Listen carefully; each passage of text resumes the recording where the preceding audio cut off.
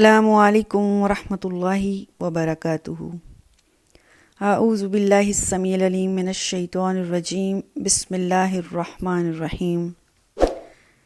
ان اللہ وملائکتہ یصلون علی النبی یا ایہا الذین آمنوا صلوا علیہ وسلموا تسلیما۔ سورہ الاحزاب کی آیت نمبر 56 میں اللہ سبحانہ و تعالیٰ فرماتے ہیں کہ بے شک اللہ سبحانہ و تعالیٰ خود اور اس کے فرشتے اللہ کے نبی صلی اللہ علیہ وآلہ وسلم کے اوپر درود و سلام پیش کرتے ہیں۔ اے ایمان والو، اللہ کے نبی کے اوپر درود و سلام پیش کرو اس طرح جس طرح اللہ نے تمہیں سکھلایا ہے۔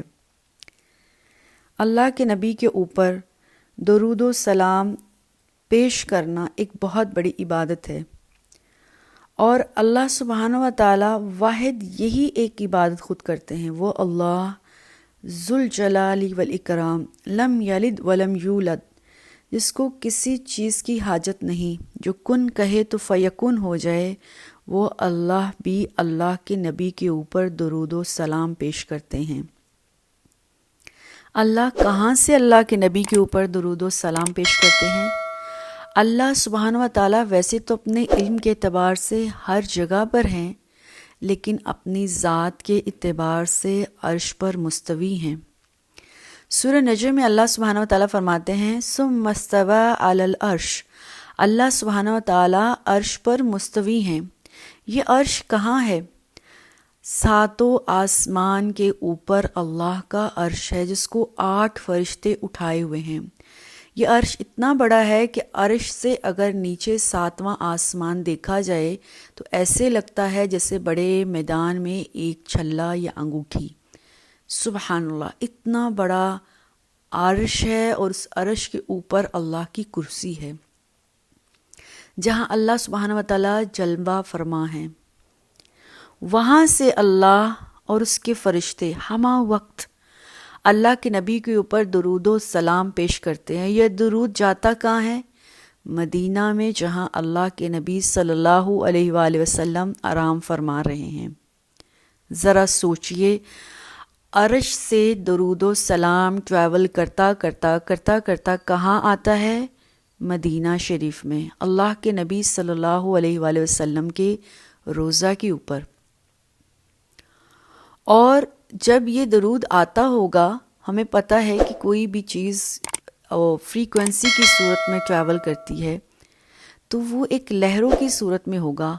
سادہ زبان میں بات کروں تو اگر ہمارے دروازے کے آگے سے بجلی کی ایک تار گزر رہی ہو، بالکل فری ہو، اور پورا محلہ اس تار کے اوپر کنڈی ڈال کر اپنا گھر روشن کرے، اور میں تار ڈال کر اپنا گھر روشن نہ کروں تو ساری دنیا مجھے بے وقوف کہے گی۔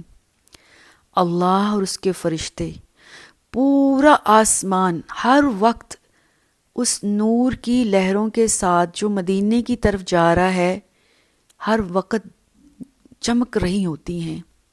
وہ نور ہر وقت برس رہا ہوتا ہے درود و سلام کا، جو اللہ اس کے فرشتے پڑھتے ہیں۔ جب میں بھی درود پڑھوں تو میرا درود اللہ کے ساتھ اور اس کے فرشتوں کے ساتھ اگر موافق آ گیا، ان لہروں کے ساتھ مل گیا، تو سمجھ لے میرا مقام کتنا بڑھ جائے گا۔ یہ جو درود ہے اتنی بڑی عبادت ہے۔ اللہ کے نبی صلی اللہ علیہ وآلہ وسلم نے فرمایا، جو ایک بار درود پڑھ لیتا ہے اس کے لیے اللہ کی طرف سے کیا کیا انعامات ہیں وہ ذرا سن لے۔ صرف ایک بار اللہ کے نبی صلی اللہ علیہ وآلہ وسلم کے اوپر درود پاک پڑھنے کے 5 انعام ہیں۔ نمبر 1، اللہ 10 نیکیاں عطا فرماتے ہیں۔ نمبر 2، اللہ 10 گناہ معاف فرماتے ہیں۔ نمبر 3، اللہ 10 درجات بلند کرتے ہیں۔ اللہ کے فرشتے اپنی رحمت میں ڈھانپ لیتے ہیں، اور یہ 70 رحمتیں اللہ کی طرف سے اس بندے کے لیے آتی ہیں۔ نمبر 5، 70 مرتبہ اس شخص کے لیے بخشش کی دعا کرتے ہیں اللہ کے فرشتے۔ اللہ سبحانہ و تعالیٰ یہ 5 انعام جو صرف ایک بار اللہ کے نبی کے اوپر درود و سلام پڑھ لیتا ہے اس کو دیتا ہے۔ ایک دوسری حدیث ہے، اللہ کے نبی صلی اللہ علیہ وآلہ وسلم نے فرمایا، جو شخص صبح کے وقت 10 بار اور شام کو 10 بار مجھ محمد صلی اللہ علیہ وآلہ وسلم پر درود پاک پڑھ لیتا ہے، میری شفاعت کل قیامت کے دن اس کے لیے واجب ہو جائے گی۔ کل قیامت کے دن کسی کو سفارش کرنے کا حق نہیں ملے گا، جرت نہیں ملے گی۔ اللہ کے نبی صلی اللہ علیہ وآلہ وسلم واحد وہ ہستی ہوں گے جو کسی کی شفاعت اور سفارش کر پائیں گے۔ اور جب ہم اللہ کے نبی کے اوپر صبح 10 بار اور شام کو 10 بار درود پڑھیں گے تو انشاءاللہ ہمارے لیے اللہ کے نبی صلی اللہ علیہ وآلہ وسلم کی سفارش اور شفاعت فرض ہو جائے گی، واجب ہو جائے گی۔ درود پاک پڑھتے ہیں، اللہم صلی علی محمد وعلی آل محمد کما صلیت علی ابراہیم وعلی آل ابراہیم انک حمید مجید۔ اللہم بارک علی محمد وعلی آل محمد کما بارکت علی ابراہیم وعلی آل ابراہیم انک حمید مجید۔ درود پاک پڑھنے کا ایک اور انعام، اللہ کے نبی صلی اللہ علیہ وسلم کے ایک صحابی ابی بن کعب اللہ کے نبی صلی اللہ علیہ وآلہ وسلم سے پوچھتے ہیں، اللہ کے نبی جب میں دعا مانگا کروں تو میں درود کب پڑھوں، شروع میں، درمیان میں یا آخر میں؟ پھر اللہ کے نبی حضرت محمد صلی اللہ علیہ وسلم ابھی خاموش ہی ہیں تو ابی بن کعب رضی اللہ تعالیٰ عنہ فرماتے، اللہ کے نبی کیا میں اپنی دعا کا چوتھا حصہ درود پاک نہ پڑھ لوں؟ اللہ کے نبی صلی اللہ علیہ وسلم کی مبارک زبان کھلی اور بولا، کیا بولے اللہ کے نبی؟ وَإِن زِدتَ فَهُوَ خَيْرٌ لَكُمْ، اگر تم اس سے زیادہ پڑھ لو تو تمہارے لیے زیادہ بہتر بات ہے، زیادہ ثواب کی بات ہے۔ حضرت ابی بن کعب کہتے ہیں، اللہ کے نبی کیا میں اپنی دعا کا آدھا حصہ درود پاک نہ پڑھ لوں؟ اللہ کے نبی صلی اللہ علیہ وسلم نے فرمایا، وَإِن زِدتَ فَهُوَ خَيْرٌ لَكُمْ، اگر تم اور پڑھ لو تو یہ اور بہتر رہے گا۔ صحابی کہتے ہیں، اللہ کے نبی صلی اللہ علیہ وسلم کیا میں 3 حصے درود پڑھوں اور ایک اپنی دعا نہ پڑھ لوں؟ اللہ کے نبی صلی اللہ علیہ وآلہ وسلم نے فرمایا، وَإِن زِدتَ فَهُوَ خَيْرٌ لَكُمْ، اگر اور درود پاک پڑھ سکتے ہو تو اور پڑھ لو۔ صحابی رضی اللہ تعالیٰ عنہ فرماتے، اللہ کے نبی اگر میں کوئی اور دعا نہ مانگوں، صرف درود پاک ہی پڑھتا رہوں، یعنی سارے کا سارا درود ہی پڑھوں؟ اللہ کے نبی صلی اللہ علیہ وآلہ وسلم نے فرمایا، اگر صرف درود پاک ہی پڑھ لو تو یہ تمہارے لیے بہت بہتر بات ہے۔ اس طرح سے اللہ تمہارے تمام غم اور تمام دکھ دور کر دیں گے۔ سبحان اللہ۔ ایک صحابی کہتے ہیں کہ میں اللہ کے نبی صلی اللہ علیہ وآلہ وسلم کے پاس گیا اور اللہ کے نبی سجدے میں تھے، میں نے بہت انتظار کیا۔ جب اللہ کے نبی صلی اللہ علیہ وآلہ وسلم نے سجدے سے سر اٹھایا تو میں نے پوچھا، اللہ کے نبی آپ نے آج بہت لمبا سجدہ کیا ہے؟ تو رسول اکرم صلی اللہ علیہ وآلہ وسلم نے فرمایا، ابھی تھوڑی دیر پہلے حضرت جبرائیل علیہ السلام اللہ کی طرف سے ایک پیغام لے کر آئے ہیں، اور جبرائیل نے فرمایا ہے کہ اللہ سبحانہ و تعالیٰ فرماتے ہیں کہ اے محمد صلی اللہ علیہ وآلہ وسلم، جو شخص تجھ محمد صلی اللہ علیہ وآلہ وسلم پر درود پاک پڑھتا ہے، میں اس کے لیے کچھ فرشتے مقرر کر دیتا ہوں، وہ اس فرشتے اس انسان کے خدمت دار بن جاتے ہیں۔ وہ جب تک درود پاک پڑھتا رہتا ہے وہ فرشتے اللہ کے نبی پر درود پاک پہنچاتے رہتے ہیں، اور اللہ کے نبی صلی اللہ علیہ وآلہ وسلم اس بندے پر بھی درود بھیجتے ہیں، اس بندے کے لیے دعائیں کرتے ہیں، اس بندے کے اوپر سلام پیش کرتے ہیں۔ کون؟ گناہ گار بندہ، میرے اور آپ جیسا گناہ گار بندہ جو اللہ کے نبی کے اوپر صلی اللہ علیہ وآلہ وسلم کے اوپر درود و سلام پیش کرتا ہے، اللہ کے نبی صلی اللہ علیہ وآلہ وسلم اس بندے کے لیے دعائیں کرتے ہیں۔